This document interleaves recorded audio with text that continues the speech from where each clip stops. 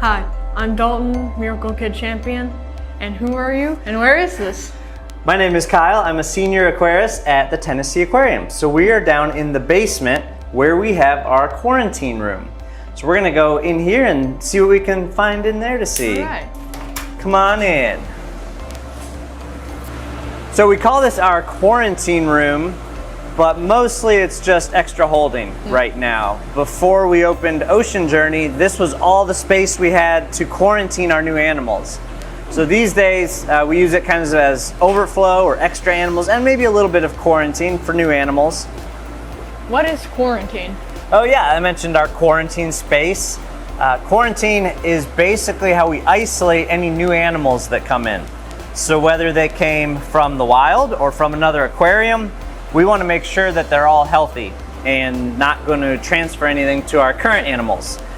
Generally, they wouldn't have anything on them, but just in case, we'll have them isolated for a time and maybe have some prophylactic drugs given to them to make sure that they don't have any parasites on them. Over here, we've got some Caribbean lobsters. Hello. And they see us just like we see them, so they're coming over to see us. These are the spiny lobsters from the Gulf of Mexico. These are a great exhibit animal. I mean, you see they're very personable. These are extras for the cuttlefish exhibit. And they're in there with some killifish. I'm not sure what these guys are up to. They're just hanging out. They're just keeping the lobsters company. Exactly. Give them something to look at. I see what's going on with the little things coming out of his mouth. What are those for? So those are a sensory appendage. So basically, he's feeling with those.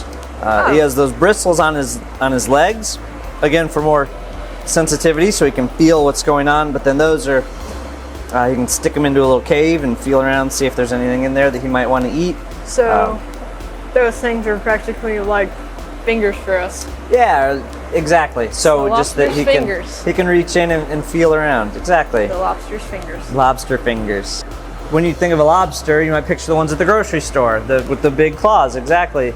Those are North American lobster. Those are on the coast of New England, pretty much. Ones? Yep. Well, red once you cook them. But those are a cold water lobster, whereas these are a much warmer water lobster, and they don't have those big grabbing claws that you think of when you picture a lobster a lot of times. Let's see. Oh, right here. Do you know about brine shrimp? Have you ever heard of brine shrimp? No. Brine shrimp is what we feed lots of our small animals. So I got a pipette so we can see what's in here. It looks just like a dirty bucket, right? But in there, see every little bit moving in there? Yeah. Every single one of those is a tiny shrimp. So brine shrimp is what those are called, or artemia. They're from the Great Salt Lake. Is that how big they get, or how big do they get? These are freshly hatched. So a huge one would be about that big. A big adult would be like that big. So we use the freshly hatched ones to feed tiny fish, but mostly for jellyfish. So we have some jelly culturing that we do here, basically the growing and reproduction of jellies. So this is really important for those guys. Cycle of growing and feeding. Exactly, and that's a lot of what we do here. Growing things to feed other small things. There's some quarantine here. We mentioned that quarantine. These are some brand new trout that came in from a hatchery. So a hatchery, with tens of thousands of fish, who knows what they could have. So we do isolate them and give them some treatment before they are able to go on exhibit. So these are some brook trout that are being quarantined right now. And being hatchery fish, they know where their food comes from. So as soon as they see us, they're right there on the window. Sorry guys, no food right now. No. We're doing a video. Maybe they just saw the camera and wanted to get in. That must be. Yeah. They'll have a feature. So how long do they stay in quarantine? Different times for different animals, or depending on what they are, but typical would be about 2 months for something like these trout. We'll do generally a month of treatment and then a month of just isolation. These two tanks are freshwater rays. You can look in from here. So There he is. Freshwater stingrays. They look a lot like, you know, the saltwater stingrays I work with, but they're from the Amazon. They're a lot more round than most of the saltwater rays. They have kind of a crazy pattern, but you could imagine like on a muddy river bottom with the sunlight coming through, how that might let them blend in. These rays, they look like a cheetah if the colors were reversed. they do with the spots. Same way that a cheetah, not in the wild, like how it doesn't really blend in. You say, how could that ever blend in? But then you see a picture of one in the grasses in Africa, and they blend in very well. He's coming to see us just like those trout. Hey, hello. Their mouths are very weird. Why do they look like that? So all stingrays eat off the bottom, so their mouth is underneath their body. So they're designed to be able to cover up their prey item, and with their big muscular body, they can work that prey item to the central mouth. And then that mouth being underneath, it's designed to slurp up any food that they can find there. You see the barbs on his tail there? Yeah. So all stingrays have barbs. As their name implies, they sting. Exactly. And stingrays sting in self-defense. It was thought, you know, hundreds of years ago that they were really aggressive with their tails and they'd come and stab you for no reason, but they're just for defense. How do the animals get to the aquarium?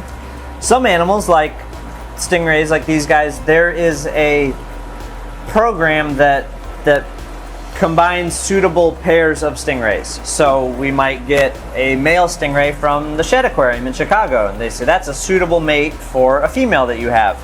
So we work with other aquariums that way. Some, like those trout, came from a hatchery, so where they're being raised. But as far as actually physically moving them, when they're big like this stingray, we'd have to drive it. So we would go and take a truck and have a big box full of water, and we'll put oxygen and air in the water to make sure that it stays safe and healthy for its trip. But when they're small, we can actually bag them up and ship them with FedEx. You get fish for FedEx. We do. That is an interesting thing. Yep. So we have another freshwater ray here. That one is I believe, big tooth river ray. This one is a Motoro stingray, also a river ray. That's another interesting pattern. Yeah, they're pretty cool. This one seems more friendly. He's coming up to say hi. He wants some snacks. It's Wednesday. In general, most of our animals would eat Monday, Wednesday, and Friday. And that doesn't sound like a whole lot, but animals like this stingray that are a predator, a carnivore, they don't catch food every day in the wild. So if we were to feed them every single day, it's not natural behavior for them, but it's also not really healthy.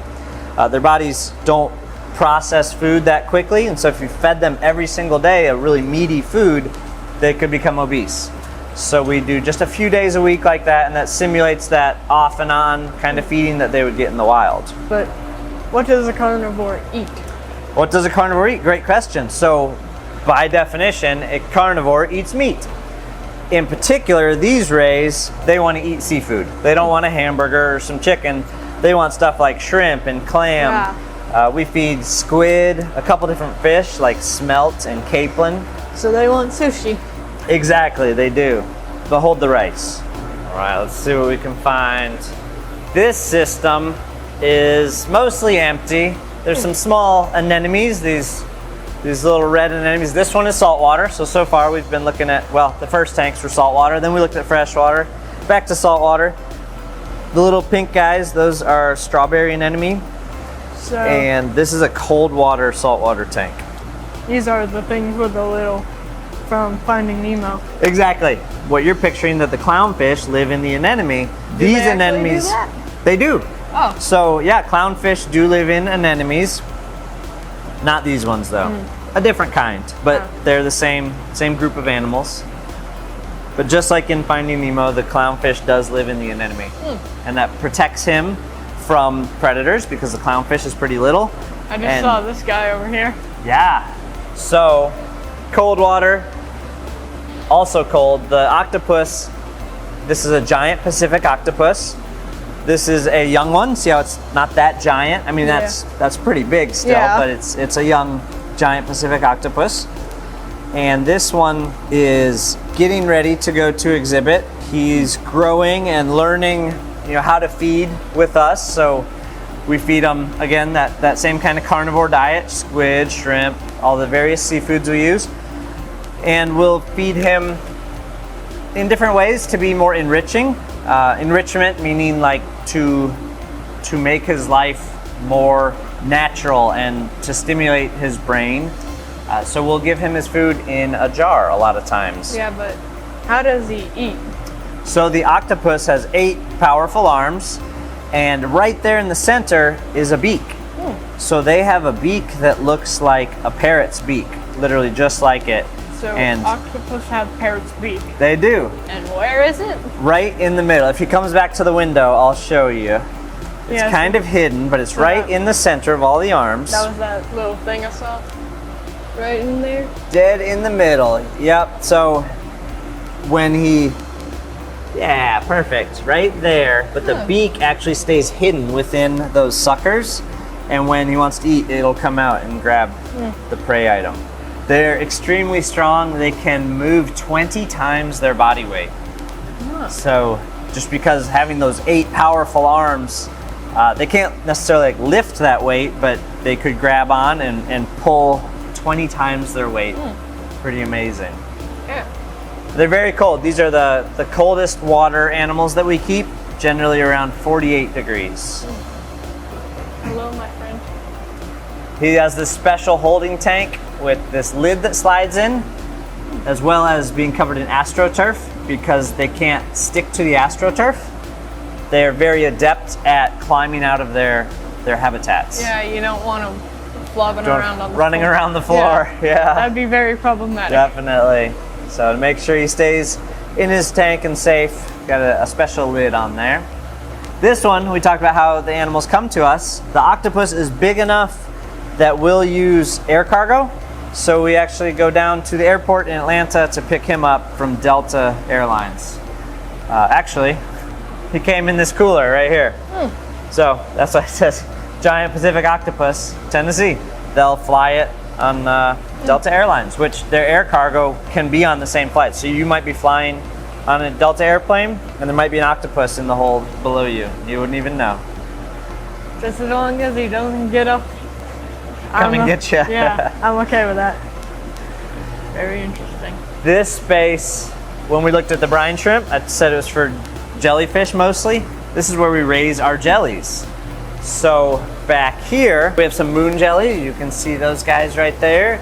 We're always culturing, raising new ones. You see that tank right there? Those are little tiny moon jellies. So those baby jellies are Aphyra, you call them. And so that's little tiny moon jellies that are gonna grow up and look like that. But does all jellyfish sting?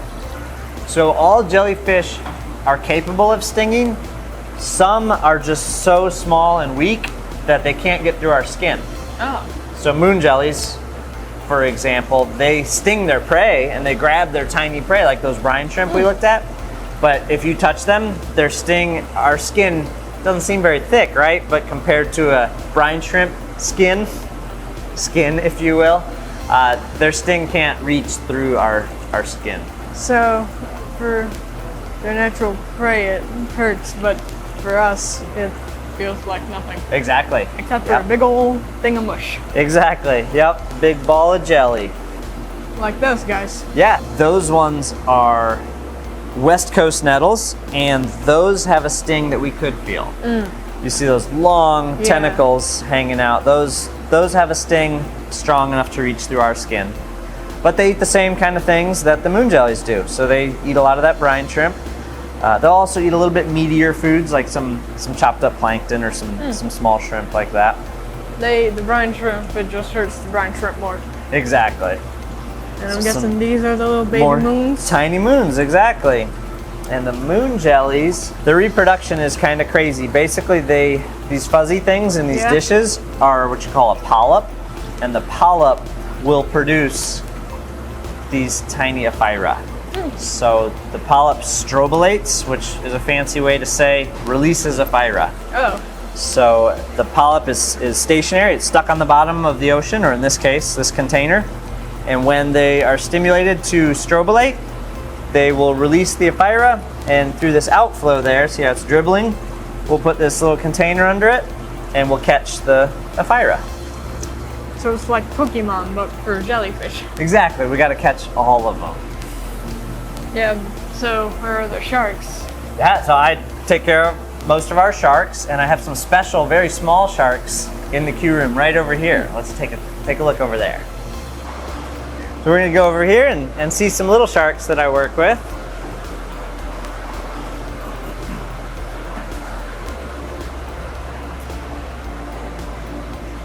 So in here we have 2 species of sharks. The big one right there on the bottom, that is called a swell shark, and that's a California coast animal. They get about 3 to 4 feet long, so that's about as big as they get. That's a big adult there. And they're named the swell shark because they can gulp a bunch of water or air like a puffer fish. So they can swell up to protect themselves from predators. Very interesting. They are a egg-laying shark, which a lot of the smaller shark species do lay eggs. A lot of the big ones don't. So it's a few different ways that sharks have their babies. But yeah, this one is an egg-laying shark, and it's what you call a benthic shark, so it hangs out on the bottom. What are those small ones in there? Yeah, so we have another species of shark. Those are called chain cat sharks, and they are from New England, and they also benthic, also egg-laying, and those ones in particular are quite young. They're about 6 months old, so they're little babies. How big do they get? They only get about 18 inches, and I actually have their parents over here in this tank. Oh. So let's take a look at them as well. Let's meet their mom and dad. Yeah. Let's see here. Oh my gosh, this is not staged. There's a baby swell shark that has just hatched. Wait, what? Do you see that guy right there? Oh. That looks a lot smaller than the others. We have a baby. So the chain cat sharks that look like those babies over there, obviously those are their parents. And now they have a brother or sister. Now, that one is a baby from the big shark that we were looking at. So these swell sharks I've never raised. So this is the very first one that we've hatched here at the aquarium. And there he is. So I was keeping these eggs here. These are the swell shark eggs. So from the bigger shark over there. And it looks like nobody home in that one. This is from that little shark. So they will rip open the end of the egg and come right out. So this is like no egg you've ever seen, right? Yeah. It's got all these crazy tendrils on there. But this is a swell shark egg. Yeah, but why is that even there? These? Yeah. So the shark will add these, the tendrils are on the shark egg because the female will kind of wrap these around a plant or a rock or something like that. Or in here, as you see on these cat shark eggs, they'll wrap them around the airline. So the chain cat sharks that we were looking at in the basket, these are their eggs. So these adults have laid eggs like that, wrapping those tendrils around an airline like that. So yeah, we got our very first baby swell shark. So that's really exciting. So I've got perfect timing too. Exactly. I looked at him yesterday and there were no babies around. So that little guy, we will take him out and allow him to live in this special container with a bunch of chain cat sharks. So these little guys, again, just like we saw, are the babies from those adults. So they live in this smaller container. It keeps them safe from the adults, and then also allows me to feed a smaller food item to them. Yeah. I see they're swimming all around. Some of them. Yep. When the light comes up like this, they know it's feeding time. Only it's not this time. I don't have food. We're just doing a tour, guys. You can calm down. I'll get you later, I promise. Why do you keep them in the dark? So all these little sharks that we've looked at are nocturnal. So it's not that they need to be in the dark, and actually the end of this box is open. So the whole side there is screened. So a fair amount of light can come through still, but to make sure they don't jump out of here into the main tank, I'll keep this lid on. And they're in dim light, but not pitch black, and they're comfortable that way because they are nocturnal. So they. What does nocturnal mean? Good question. So nocturnal are animals that only come out at night. These sharks, I mean, you see the adults, that's a pretty little shark, right? For that, that's as big as they get. So a lot of other animals would want to eat that shark. Yeah. So to stay safe, they'll hide out all day, maybe in a little cave or under a rock ledge, and they'll come out at night to hunt their prey. So nocturnal animals just come out in the dark. These sharks have a very special adaptation in that they glow under certain colors of light. So where they live, they tend to be a little bit deeper in the ocean, and as you go deeper in the water, the light becomes more blue. What does adaptation mean? So these sharks have an adaptation. The adaptation, that word is just a fancy way to say they have an ability to cope with something. Like you put on a jacket in the winter, well, that's a good adaptation. You adapted to wear a jacket and stay warm. But theirs is a natural adaptation, which will allow them to they don't stay wear hidden. clothes. Sharks They don't wear clothes. Nope. That'd be funny if they did, but they don't. So for their adaptation, they can glow under blue light. Here's my blue light.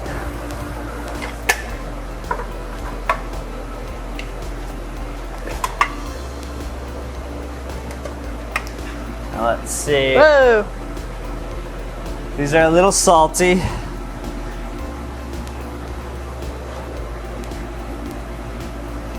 So, we'll shine this special blue light on the sharks and see what they do. Look at that one right there. Whoa! Now he's looking green. Yeah, isn't that wild? Yeah. So without the glasses, you don't see the glow as much. Basically what we're simulating here is that in deep water, only blue light penetrates deep down where these sharks live. This is called biofluorescence. So they aren't emitting light, but they're reflecting the light in a very fluorescent way. I mean, that was a tiny brown shark, Yeah. but with a certain light, it's neon green. So this adaptation allows them to hide while still not hiding, exactly. So the sharks themselves have an eye kind of like our yellow glasses. They have a yellow eye. And so an animal that wants to hunt them and doesn't have a yellow eye would only see a brown shark, or they wouldn't see a brown shark because it's camouflaged. Yeah. But they can still see each other with this adaptation. And again, most people would look at that and think, how would they blend in? I mean, they're deep brown. Exactly. But then you look at the pictures and they're blending in. Yep. Let's go see the big one. Yeah, we can see the big shark over here. Yeah, let's go see Dad. This one's actually Mom. Oh, Let's see. out of the way, basket. Yeah, we got the big old green one. Pretty cool. Yeah.